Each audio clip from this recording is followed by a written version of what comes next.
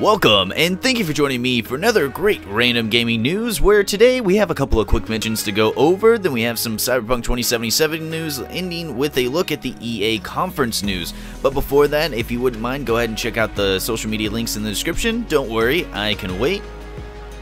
Okay, did you do that? Great. Also, don't forget to like the video if you enjoyed that joke, as it just never gets old. Help out the channel by sharing this video, and subscribe with the bell icon turned on so that way you can get more content like this, and let's start the video.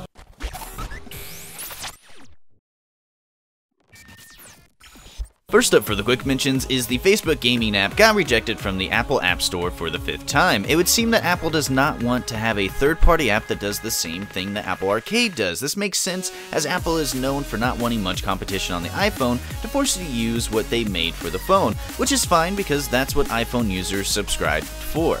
Next, we have yet another leak coming from the Taiwan rating board, as it would seem they let loose that a new Crash Bandicoot game is coming and is already rated. The game is going to be called Crash Bandicoot 4, It's About Time, and the description reads, Crash is relaxing and exploring his island in his time, 1998, when he finds a mysterious mask hidden away in a cave, Lonnie Luli. The mask is one of the Quantum Mask and apparently knows Aku Aku, Crash's mask friend.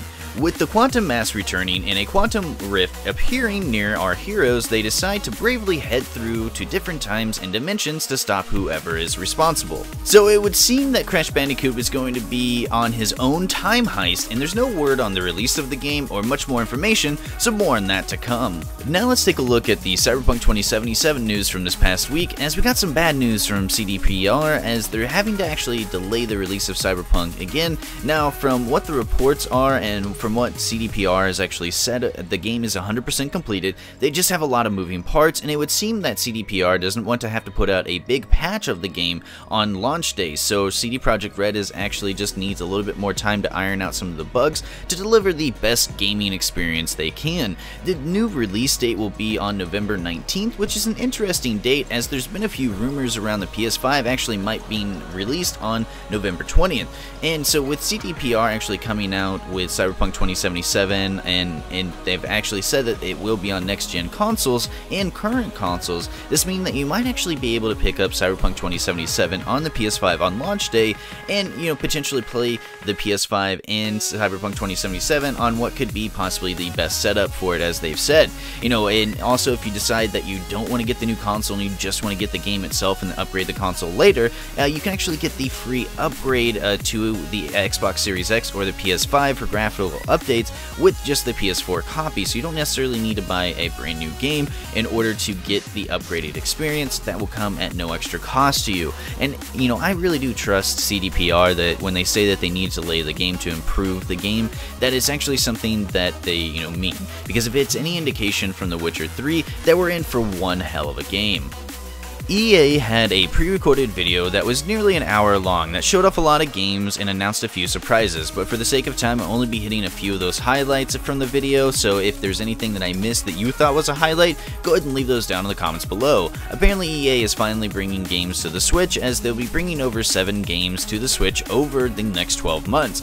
We know what 3 of those games are, and that's going to be Need for Speed Burnout Paradise, which is out now for $50 if you want to go and play it that bad, Apex Legends, which will be out later this year, and FIFA 21. We'll have to wait and see what the other 4 games are. The next thing I want to talk about is Star Wars Squadrons. We got a better look at the game and a little bit of the gameplay. It would seem that we're going to be either playing as an Imperial pilot or a Rebel pilot. There's a single player and multiplayer component, and the cherry on top that really gets me is that there's no microtransactions in this game. And for me, I'm just kind of thinking here, but it would seem that since the Battlefront 2 fiasco, that Disney doesn't really want Star Wars games to have any microtransactions in it, as this is the second new Star Wars game within a year that doesn't have microtransactions in it. And if this happens to get a third game that doesn't have any of that, that might be the case, but again, just my thoughts and speculations, nothing that's actually been said true.